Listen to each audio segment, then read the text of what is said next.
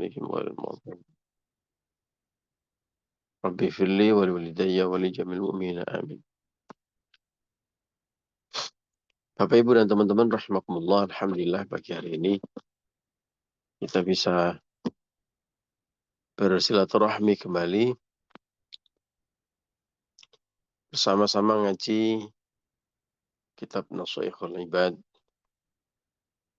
Mudah-mudahan ini menjadi wasilah dimudahkannya jalan kita menuju surganya Allah. Mudah-mudahan kita mendapatkan fadilah atau keutamaan silaturahmi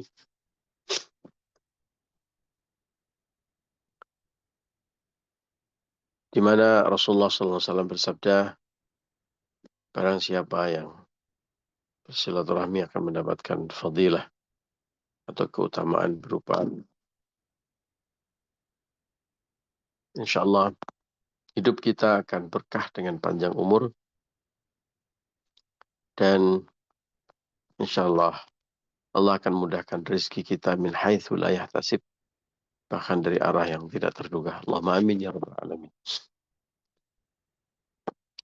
Bapak Ibu dan teman-teman, kita lanjutkan ngaji Nashaikhul Ibad. Kita sudah sampai di bab ketiga, makalah ke-14. Bagian kedua. Bagian pertama kita sudah kaji kemarin.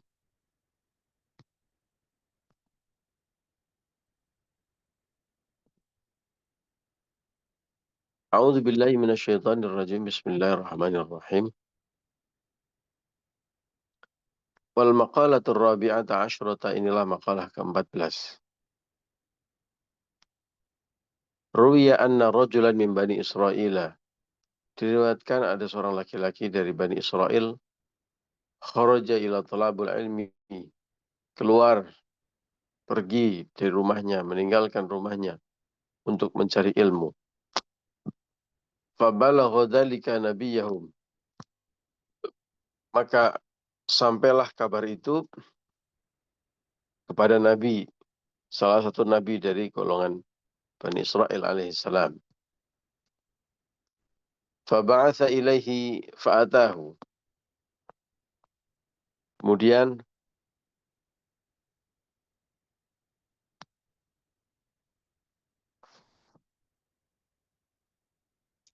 Nabi mengutus kepadanya dan pemuda itu mendatangi Nabi tersebut.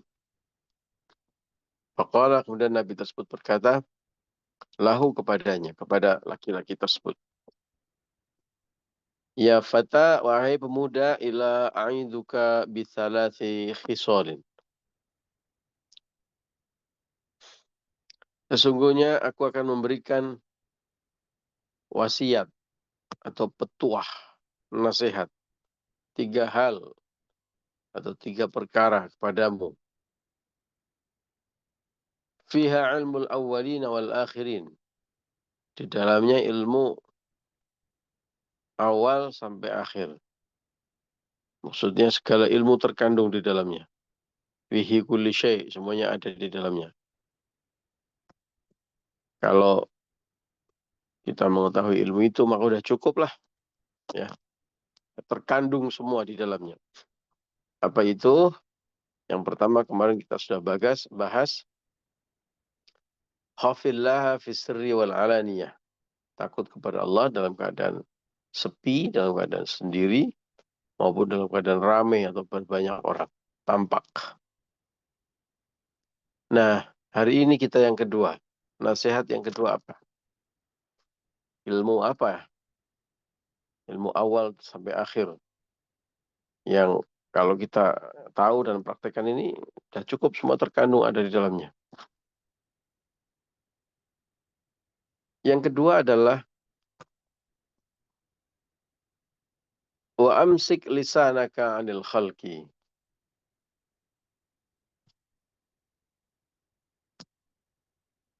Dan tahan. Amsik itu seperti kalau kita lagi puasa, imsak, ya, jaga, tahan. Imsak itu artinya tahan, stop, ya. Wa amsik lisanaka, tahanlah lisanmu. Tahan dari apa? Anil khalqi, dari makhluk Allah.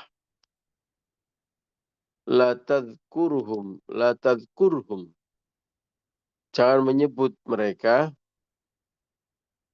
illa bi khairin, kecuali dengan sebutan yang baik.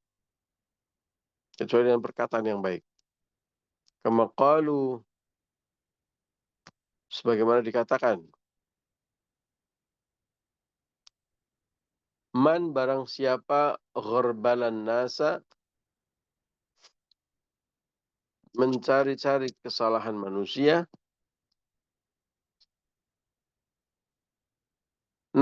luhu, maka mereka akan mencari-cari kesalahanmu. Nah,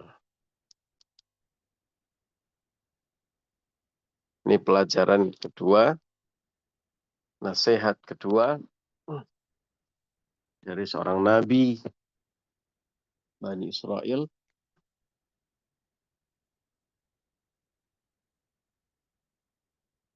kepada seorang pemuda yang akan mencari ilmu. Dikasih ini ilmu yang sangat penting.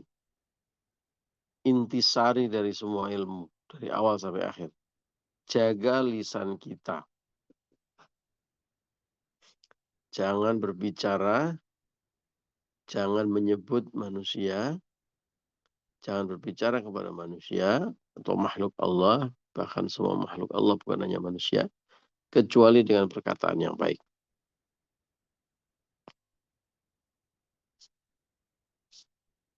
Digarisbawahi dalam tafsir bahwa kalau kita berbicara yang jelek, maka manusia akan berbicara jelek kepada kita. Kalau kita mencari-cari kesalahan orang, maka manusia juga akan mencari-cari kesalahan kita. Kira-kira benar apa tidak? Bapak Ibu dan teman-teman rahimakumullah, Rasulullah Shallallahu Alaihi Wasallam bersabda, "Man yu'minu billahi wal yawmil akhir, falyakul khairan aw liyasmut." Itu hadis masyhur, ya, terkenal. Kalau orang itu beriman kepada Allah dan hari akhir, bayangkan Bapak Ibu ya, perhatikan Bapak Ibu, ya, bahwa sesuatu yang sangat penting dalam hidup kita, yaitu iman kita, diingatkan oleh Nabi. Hei, manusia, kamu beriman nggak kepada Allah dan hari akhir? Kalau kamu beriman kepada Allah dan hari akhir, falyakul khairan, maka katakanlah atau berkatalah dengan kata-kata yang baik. Auliyasmut, kalau nggak bisa diam. Ini perintah Kanjeng Nabi yang disandarkan atau dilekatkan dengan keimanan kita. Dipertaruhkan dengan keimanan kita. Artinya, kalau orang yang beriman pada Allah dan hari akhir, maka wajib hukumnya untuk berkata-kata yang baik. Ya.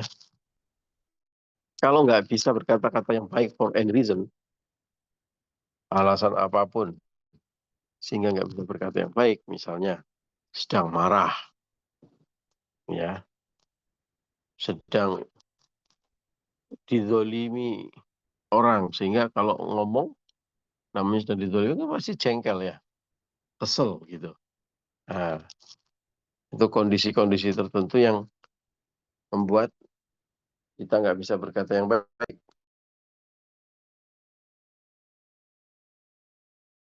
Maka perintahnya Kanjeng Nabi adalah yasmut, diam. Nah, pilihannya itu. Tidak ada pilihan yang lain. Tidak ada pilihan boleh memaki-maki. Nggak boleh. Ya. Orang yang beriman tidak boleh berkata-kata yang buruk. Ya. Kalau kira-kira kita sedang tidak bisa berkata baik, yasmut, maka diam. Nah, Sehingga wajar kalau dalam nasihat yang kedua ini, hal yang sangat penting dalam hidup kita setelah takut kepada Allah, ya, hubungan kita kepada Allah itu diberesin dalam nasihat yang pertama, yaitu dalam bentuk iman, takwa kepada Allah. Maka yang kedua adalah hablum minan nas, hubungan kita dengan manusia yang lain. Dan itu representasinya, wakilnya, simbolnya, ya, adalah berkata-kata baik dengan manusia yang lain, dengan makhluk Allah yang lain. Bapak Ibu, mari kita lihat apa saja yang masuk kategori perkataan yang baik. Ya. Pertama adalah berkata baik itu artinya jujur, ya, mengatakan apa adanya. Masuk dalam kategori hadis tadi, kalau kita sedang tidak bisa berbicara jujur for any reason, alasannya apapun, ya harus diam. Jangan sampai mengorbankan kemudian kita berkata sesuatu yang tidak jujur. Berkata jujur itu juga menjadi salah satu pilar dan tanda-tanda orang yang beriman. Mudah, barangkali tidak mudah. Ya. Makanya ada pepatah mengatakan kulil haqqa walau kana murran. Katakanlah yang benar, katakanlah yang hak, walau kana murran, meskipun itu pahit. Tapi yang pasti, ya, sepahit apapun perkataan yang jujur itu atau kejujuran itu, buahnya pasti manis. Ya, barangkali saat kita sampaikan, kejujuran akan mendatangkan atau akan membawa sesuatu yang pahit dan berat untuk hidup kita. Tapi itu sifatnya sementara. Hakikatnya kalau kita berbohong malah jadi masalahnya jadi semakin berat. Ya, kalau kita berbohong mendatangkan kepahitan yang jauh lebih berat. Ya. Misalnya kalau kita berbuat kesalahan, karena manusia wajar, ya, bukan wajar itu artinya bisa diterima, ya, tapi bahwa manusia itu berbuat kesalahan itu sangat-sangat mungkin terjadi. Tentu kita berusaha untuk tidak berbuat kesalahan, ya. Suatu saat misalnya kita khilaf, kita berbuat kesalahan, ya. Lalu kita ditanya, ya, atau kita harus mempertanggungjawabkan kesalahan kita.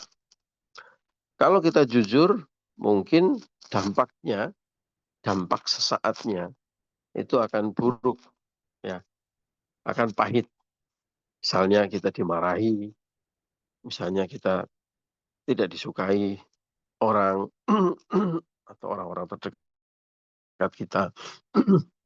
Misalnya kalau itu kaitannya dengan pekerjaan bisa jadi ada yang sampai ditegur, dapat peringatan, bahkan mungkin dipecat, ya, demosi, yang mau ditambah gajinya jadi nggak jadi, yang mau dinaikkan pangkatnya jadi tidak jadi. Pahit kan? Ya, rasanya berat kan? Ya. Tapi hakikatnya, ya, kejujuran itu akan memberikan kebaikan jangka panjang. Seandainya tampaknya jangka pendeknya itu akan pahit seperti itu. Akan sangat buruk justru apabila kemudian ditutupi dengan kebohongan. Ya, itu akan memberikan keburukan, dampak keburukan yang jauh lebih besar. Ketika kita jujur, kita akan dicatat sebagai orang yang jujur, gentleman. Meskipun tentu saja atas kesalahan itu kita harus menanggung resikonya. Ya, baik untuk diri kita sendiri maupun untuk orang lain. Tapi pada hakikatnya kejujuran itu akan membawakan kebaikan jangka panjang untuk kita semuanya. Dan tentu kalau kesalahan yang ditutupi dengan kebohongan, ya akan justru akan menambah besar kesalahan itu. Satu, jujur. Yang kedua, berkata-kata yang baik itu juga tentu saja adalah berkata-kata dengan konten atau materi yang baik maupun dengan nada suara, intonasi yang baik. Ya. Perhatikan Bapak Ibu, sampai-sampai Allah pun mengatur ya tata cara, nada, intonasi bicara kita. Allah ya sampai di dalam Al-Quran pun mengatur. Salah satunya misalnya firman Allah yang memerintahkan kepada kita untuk hormat kepada orang tua dan berkata-kata dengan kata-kata yang baik, sopan, lemah lembut. Ya, wala takul lahuma uffin. Ya, jadi selain perintah kaulan karima, kita harus berkata-kata kepada orang tua dan semua orang dengan berkata-katanya dengan kata-kata yang baik. Ya. Juga larangan Allah untuk berkata uff. Ya, uff itu ya berkata-kata yang kira-kira uh, menolak secara halus atau dalam tanda kutip menantang. Ya. Uff, ah, mungkin apa sih? Nah, misalnya begitu ya. Itu kan kelihatan sederhana sekali. Itu bahkan diatur oleh Allah. Seorang anak ya harus berkata-kata yang baik kepada orang tua. Bahkan berkata uff pun tidak boleh. Uff itu, apa sih Bu? Apa sih Pak? Nah misalnya begitu ya.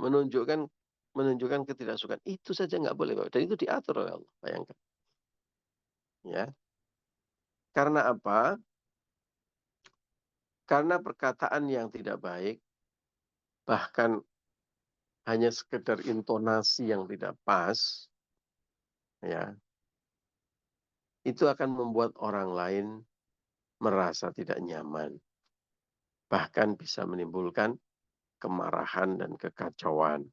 Ya, jangan sampai kata-kata kita bahkan hanya dengan intonasi yang kurang pas menyakiti orang lain, khususnya orang tua kita. Ya, sampai diatur oleh Allah sedemikian pentingnya. Ya, sedemikian pentingnya menjaga perasaan orang lain dengan kata-kata kita. Ya, tentu konten sangat penting. Ya, tidak menyakiti dalam pengertian misalnya tidak memberikan kata-kata yang buruk, ya, tidak memanggil dengan panggilan-panggilan yang buruk. Kan itu diatur juga dalam Al-Quran. Surat Al-Hujurat misalnya menyebutkan. Ya, wala yaghdab ba'dukum ba'dan, janganlah kalian saling berghibah di antara kalian. Ya, sebelumnya disebutkan la yaskhar qauman min qaumin. Ya, jangan saling merendahkan. Kan? Dengan kata-kata yang saling merendahkan, mencaci maki. Nggak boleh. Ya, kemudian uh, jangan manggil dengan panggilan yang buruk. Ya, memanggil dengan panggilan yang buruk, dut, gitu misalnya. Ya mungkin pada saat momen-momen tertentu itu nggak masalah, tapi pada saat-saat tertentu mungkin orang sensitif. Ya, atau dipanggil dengan panggilan-panggilan hewan gitu ya. Sebutan-sebutan, meskipun mungkin itu udah akrab kok, biasa udah dipanggil dengan panggilan seperti itu. Orang yang beriman tidak boleh memanggil orang dengan panggilan yang buruk. Bi'salismul fusuk ba'dal iman. Nah, kalau memanggil dengan panggilan yang buruk, eh, itu setelah orang yang beriman itu sama sekali tidak boleh ya, dengan panggilan yang buruk. Meskipun mungkin itu terkesan akrab dan sebagainya. Nah, bayangkan konten, apalagi yang kontennya memaki-maki ya, konten hanya dengan panggilan yang buruk saja nggak boleh. Ya, panggilan-panggilan yang buruk. Ya, misalnya congkring, ya, dud, terus ya, apalagi panggilan-panggilan yes, biasa mungkin yang selama ini kita dengar ya, terkesan akrab, terkesan dekat, tapi bisa jadi suatu saat ada momentum di mana orang itu merasa tidak nyaman dipanggil dengan panggilan yang seperti itu. Bu Gembrot misalnya. Ya, ada ibu-ibu yang gemuk itu panggilannya Bu Gembrot gitu. Ya, mungkin saat-saat tertentu eh, itu tidak apa-apa begitu. Tapi mungkin bisa jadi suatu saat itu membuat orang itu sakit hati. Nah, itu dijaga. Sampai Al-Quran mengatur yang seperti itu, Bapak Ibu, konten. Yang kedua juga nada.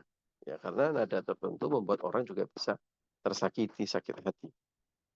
Ya. Apalagi kalau sudah isinya amarah, caci maki, namimah atau adu domba, fitnah. Wah, itu sudah lebih-lebih itu sudah masuk kategori merah, zona merah terang gitu ya. Yang yang tipis-tipis kayak tadi saja nggak boleh, karena berpotensi untuk menyakiti hati orang lain.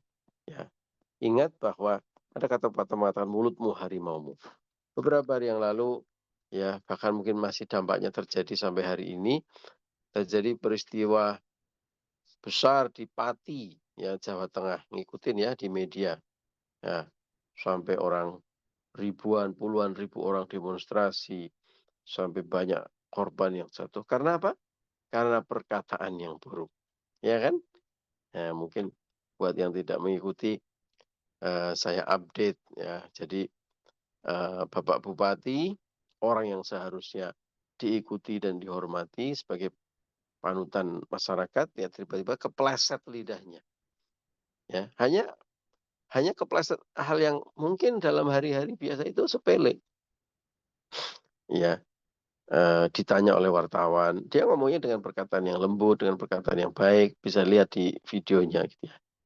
Dikatakan Pak Bupati ini mau ada demo katanya, mendemo aturan atau kebijakan kenaikan PBB, ya pajak bumi bangunan yang sampai 250%.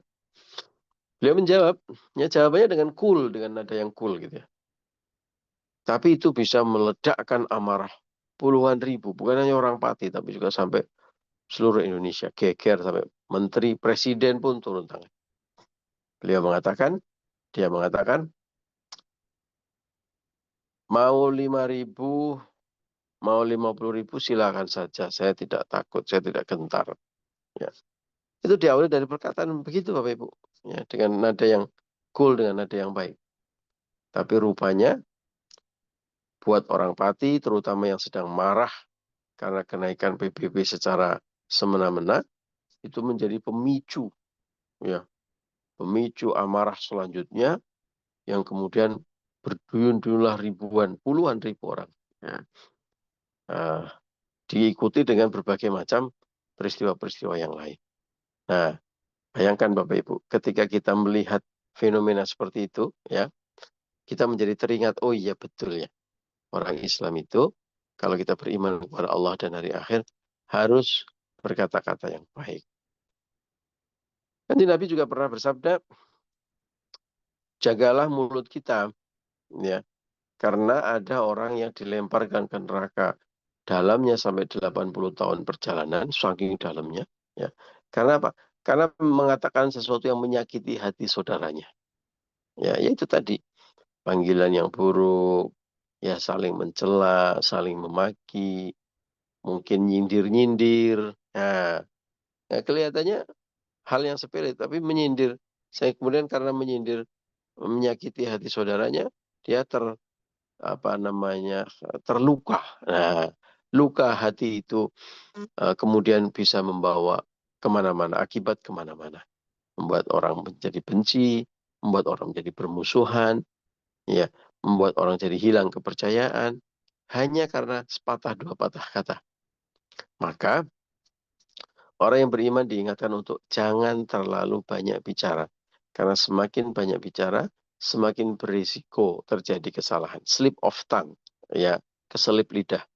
Makanya sebenarnya kalau ngaji begini Bapak Ibu, ya lebih enak dan lebih aman menjadi pendengar seperti Bapak Ibu ini ya. Saya ini lebih beresiko karena lebih banyak berbicara gitu ya. Dan lebih banyak salah. Ya, makanya selalu minta maaf. Mohon maaf atas kekhilafan. Karena kadang-kadang kita udah bener ini ngajinya, baca kitab pula gitu ya. Kadang-kadang nanti ada yang berpikir, wah Pak Ulun ini sengaja ini nyindir-nyindir saya nih. Wah topiknya ini dipas-pasin nih kalau pas Pak Ulun nggak suka sama saya. Padahal kita nggak pernah pilih topik, kita baca urut saja.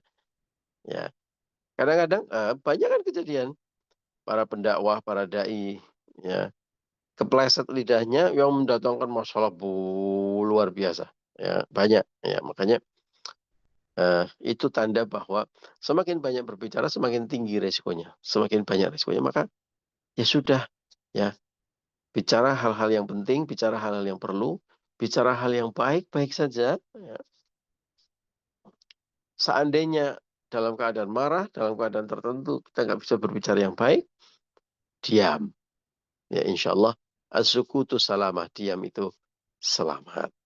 Mudah-mudahan Bapak Ibu, khususnya di hari Jumat berkah ini, kita bisa saling mengingatkan, dan saling menahan diri, ya, untuk tidak berbicara hal-hal yang tidak baik, untuk berbicara hal yang benar, yang hak, yang jujur, dan tentu dengan konten maupun dengan intonasi yang baik sehingga menyenangkan hati orang, sekaligus juga tidak menakuti atau menyakiti hati orang lain. Karena sebaliknya Bapak Ibu, ya, bahkan dengan kata-kata yang baik itu bisa dihitung sedekah, ya. Jadi kata-kata yang baik itu sudah merupakan sedekah. Kebalikan dari menyakiti hati orang lain, menyenangkan orang lain dengan kalimat-kalimat dan kata-kata yang baik itu sudah dicatat sebagai sebuah amal soleh, dicatat sebagai sebuah sedekah. Tentu ya sedekah yang lain juga tetap jangan sampai cuma, "Ayo sedekahnya gimana? Saya sudah berkata-kata yang baik, jadi sudah nggak perlu sedekah uang lagi." Enggak juga gitu ya. Karena kalau kita berbicara, yang baik itu sudah dihitung sedekah, tapi bukan berarti kemudian menggugurkan atau menghilangkan sedekah mal atau sedekah harta kita. Demikian Bapak Ibu ngaji kita pagi hari ini. Sekali lagi mohon maaf atas segala kekurangan dan kekhilafan. Wallahul muwaffiq ila aqwamit thoriq. Assalamualaikum warahmatullahi wabarakatuh. Waalaikumsalam Waalaikumsalam warahmatullahi warahmatullahi wabarakatuh.